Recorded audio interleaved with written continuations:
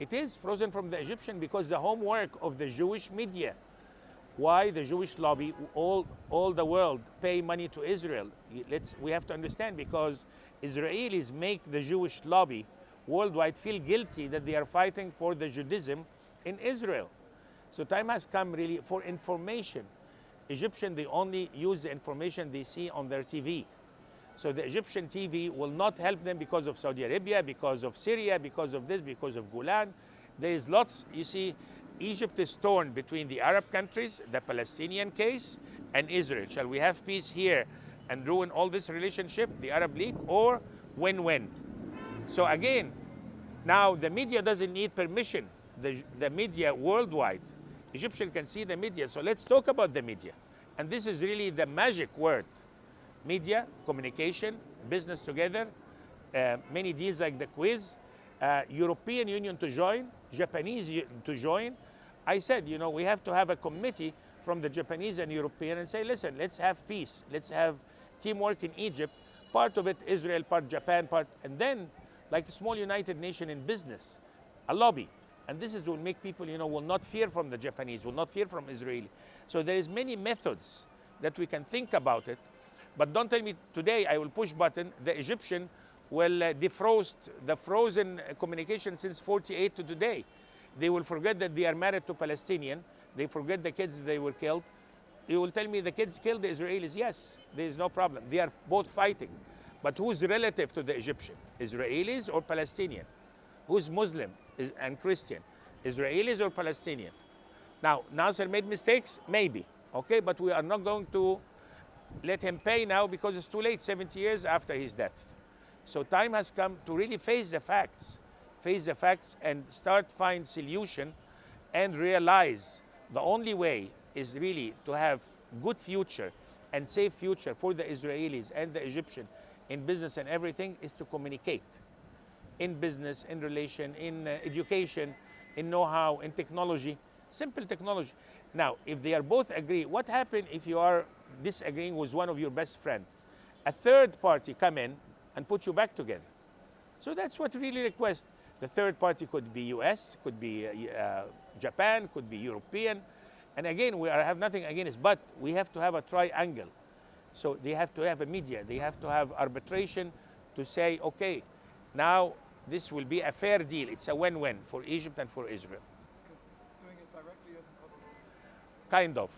Because every time the Palestinian case come in between, every time, this is our land, this is not your land. Every time, we need to take, Sinai, we were here, you are not there. They have a plan how to take piece of Sinai to put all the Palestinian in it, and Egypt refuses. Egypt can always communicate. Egypt can always understand. We have enough land to receive people to visit. We can lease this, we can have projects for them. Sinai was in a good condition when it was with Israel. We didn't have lots of attack on Sinai when Israel were there. So Israel should, tell Egypt, because the safety of Sinai, it's partial safety of Israel, because lots of Israelis, they will come there. It's like, your neighbor, if your neighbor is hurt today, you will suffer, because how many Israelis would love to come to Sinai and live in Sinai and enjoy Sinai, the weather and stuff. And we are willing to have them. They are neighbors. Why not? But win-win.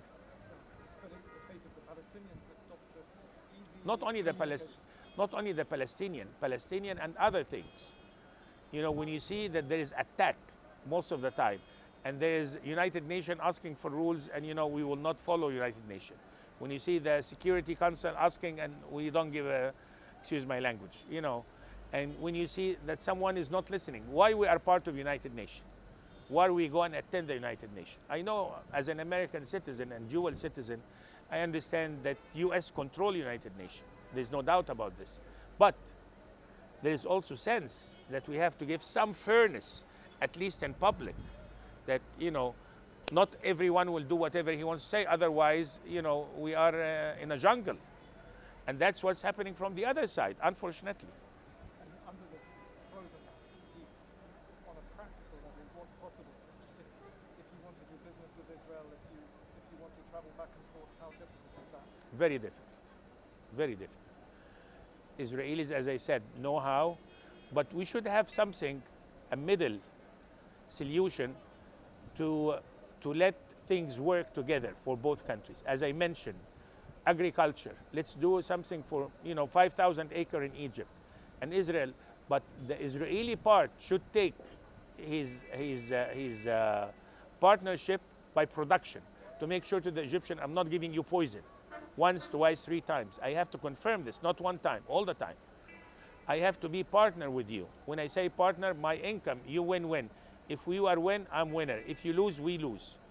So we should not talk about missing and losing and everything. We should talk about really how to win and how to do this. So this is the only way, and it has to have a third party, as I mentioned. Third party is very important. Doesn't have to be America.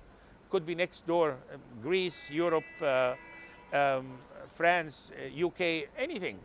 But again, joint venture with three countries together. What are the practical obstacles at the moment for business people who want to trade between Egypt and Israel? The word is still, if anyone knows that you're going to Israel, for example, I'll tell you, one of the TV program 20 years ago, I called at night and I said to the producer, they were saying that the Israeli embassy will take the building of AUC in Tahrir Square downtown. And they announced that it will be the Israeli embassy, the American embassy, the British embassy, and the Egyptian will not be able to go to Tahrir Square. I spoke to the Israeli ambassador in that time and to the American ambassador, and both they said no. It doesn't happen because the American university is not belong to US. It's belong to Egypt, the land. So my relatives and my friends, when they heard me talking to the Israeli ambassador, they got shocked. Hisham, why would you do this? Why would you talk about Israel? It's like, something I did, a crime for them, for the family. So this is one of the things that, again, we didn't start. Before you do business with Israel, before you swim, you should get your feet wet. So before you do business with Israel, you should really say, Israel is not a devil. Israel is willing to do peace. Israel is willing to do business. Israel is, but not only talking with a proof of this and proof of that, to put the deals, as I said, the quiz together. Look how many families they're making money out of this factory. One factory, two factories, this. How many people can export to US by having Israel as a partner for 12 or 20%, whatever the number is, and show the people that this is serious business, that it's a win-win. But there's still a stigma attached to trying to work with the Israelis, from what you're saying. There is, of course there is. There is, because the government is not enthusiastic about it. The Israeli ambassador tried to meet with many government officials, and they wouldn't, and they do understand why. Because if I meet now with the official, the next step is people will deal with people. It's not easy for the Egyptian to take visa to go to Israel because it's a special politics thing. So before I move this action, I have really to make, introduction to the Israeli lobby, how it is, or to the Jewish lobby, how we are changing for the benefit. East Germany and West Germany, I always say, they were enemies. But before they got together and they broke the wall, they said, we are willing to do 1, 2, 3. We are willing to do 1, 2, 3, each party. And they meant it, and they did it. And they had a third party to confirm, and they had a fourth party as a witness. So before we say, okay, how can we send the Egyptian to do business in Israel and vice versa, we have to put really rules together that the fighting and the wartime it's over. Things has changed, things has an end to this. But the end has to be built in a settlement, like when Sadat said, I came in a strong feet to make peace with Israel. When we say strong feet, I'm not scared from this or that or this. I would like to have really real peace. You need a political gesture to encourage people. We need the green card, not the green card to live in US, the green card for the people to communicate. And this will not happen unless the media, again, has a big role, and they are not investing the time, nor the money, nor the efforts. It comes, if you have your kids, the Egyptian who lives abroad, for example, and start tell them, you know, Israel is willing to do business in such a deal. Israel is willing to do that. The Jewish lobby is guaranteeing this in case if there is anything. And Egypt will guarantee that they will have a success. Believe me, it will start from the people of Egypt, people of Israel, not the government, because government are always, you know, they say, okay, Netanyahu has been changed. This guy was being changed. Mubarak changed. You know, nothing will last forever in government, but people will last generation after generation. Right, how many people like you are there up until now, Egyptians or people based here who are prepared to do business with Israel? Very few. Less than maybe 1%. They are not prepared, and they are not willing to fight, and they are not willing to hear the national security call them, you know, why did you go this reception? Why did you do that today? Who was there? What did you know? It's a normal questions, but many people, they don't want to hear it, you know. As I said, Egyptians are very peaceful. They drink the Nile water. They would like to go and have dinner and watch the TV, and this is the ultimate, and pray on Friday and go to the for a haircut. And life is so beautiful and simple. The simple, the better it is. And it's a gorgeous, you know, by living in the States, very sophisticated in California, in Beverly Hills, and see how simple life is in Egypt. And people do not worry. And over there, you know, your brain doesn't stop. You are working, you are thinking, you know, how to make better money, how you can be better, how you pay your insurance, how you pay this, how, you know, parking ticket, every single thing it has to be calculated with money, with steps. But here it goes with the barakah, with the blessing in the sky. Like they had fiddle in the roof, you know, it will not be a shame to be rich, you know. But if I were a rich man. So you don't need to be rich in Egypt. You need to be really peaceful, and you are. In Egypt, everybody eats, no matter rich, poor, happy, you know, drink his own tea, watch his own soap opera on the TV, eat simple dinner. If there is no dinner, there is no problem. He has a nice conversation with his family. So the simple life, that's what I found in my little 50 years ago. The more simple, the better it is. The more complicated and anxious for money and business and grab for a certain time, and then what? And it's very popular between the two Jews, the story. A guy working so hard and a guy sitting in the hammer enjoying. He said, why you are working so hard, you know, Shalom? He said, you know, I have to make money, and then what after? Future, and then what after? Build, after this, after kids, grandkids, give them money, education, and then I will relax. He said, I'm relaxing already. Why do I need to do all of this? So it's what are you after? There is lots. God gave us. Egypt is gifted. Egypt is very, very rich by nature, by the size, by the people, by the location, by the weather. And these are facts. I'm not bragging about Egypt because I'm Egyptian or I'm in love. I am in love because God really gave Egypt, and it's all the Bible and the Quran and the Torah. Egypt is blessed. So if we really use this blessing, and we call it blessing in the sky, it's here, with a new generation to understand really how Egypt is blessing, with the size of the Egyptian who really can do miracles, with the know-how and the technology of Israel, which they were running for the past 70 years, working very hard to put this together. They can make, you know, fortune.